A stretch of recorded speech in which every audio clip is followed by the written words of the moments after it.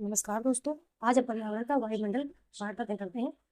पृथ्वी के चारों ओर गैसों का जो आवरण होता है और वो गुरुत्वाकर्षण के कारण पृथ्वी के साथ जुड़ा हुआ होता है, उसे हम वायुमंडल कहते हैं।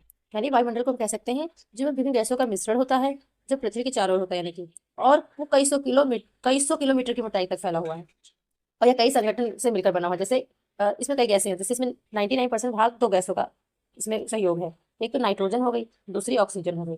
ये दोनों मिलकर 99% गैस है। नाइट्रोजन का उपयोग हम पौधों के लिए बहुत आवश्यक होता है, जो कि वातावरण से सीधे नहीं ग्रहण कर पाते हैं, लेकिन वे इसको बल्कि मिट्टी व पौधों में पाए जाने वाले बैक्टीरिया के द्वारा लेते हैं। दूसरा है कि ये नाइट्रोजन जो आग लगने की संभावना को भी कम करती है। तीसरा है ऑर्गन। और ऑक्सीजन हमारी क्या है? ये तो प्राणवायु है, इसके बिना जीवन संभव नहीं है। और ऑक्सीजन के बिना हम सांस भी नहीं ले सकते। इसी तरह यह तो पेड़ पौधों के लिए भी भोजन का निर्माण करती है। और CO2 कार्बन डाइऑक्साइड के विकास के लिए नाइट्रोजन की आवश्यकता होती है। ये ग्रीन गैस हाउस है जो पृथ्वी के तापमान को मेंटेन करती है, इसे इसके प्रति जिम्मेदार है।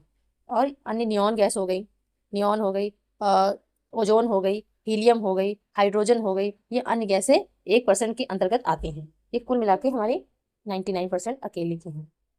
ठीक है, अब देखते हैं वायुमंडल की परतें। वायुमंडल की परतों के अंदर तक देखते हैं।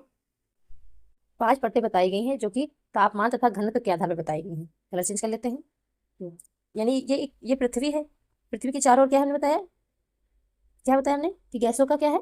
आवरण, यानी वायु है। वायु में क्या है? गैसें हैं। तो ये पहली जो परत है जो सबसे पृथ्वी के नजदीक है, ये परत है, ये सौरमंडल हो गई।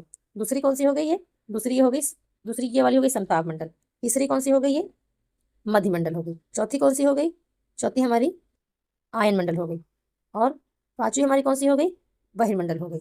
ये 5 परतें हमारी पृथ्वी के चारों ओर है।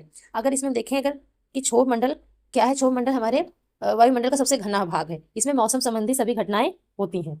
मौसम संबंधी सभी घटनाएं इसके अंतर्गत होती हैं। और समताप मंडल के अंतर्गत क्या देखते हैं? जैसे मौसम संबंधी घटनाएं क्या हुई क्षोभ मंडल में? जैसे आंधी तूफान, कोहरा आया, बादलों का गरजना हुआ, ये सब हुआ। और दूसरा क्या हुआ कि हमारी सबसे मौसमी घटनाएं हमारे क्षोभ मंडल में ही घटित होती हैं। यह इस प्रकार धरातल पर पाए जाने वाले सभी जीवधारियों के लिए सौरमंडल बहुत महत्वपूर्ण परत है। और समताप मंडल में हमारी ओजोन परत पाई जाती है, जो सूर्य से आने वाली हानिकारक किरणों, पराबैंगनी किरणों से हमारी रक्षा करती है। ठीक है। तीसरी क्या है? मध्यमंडल। मध्यमंडल उल्कापात या टूटते तारों की घटना घटित इसमें होती है। आयन मंडल क्या है? आयन मंडल के अंतर्गत देखते हैं कि जो रेडियो तरंगे होती है जो पृथ्वी की ओर परावर्तित की जाती है, जिससे हमें रेडियो व टेलीविजन का प्रसारण सुनाई व दिखाई देता है।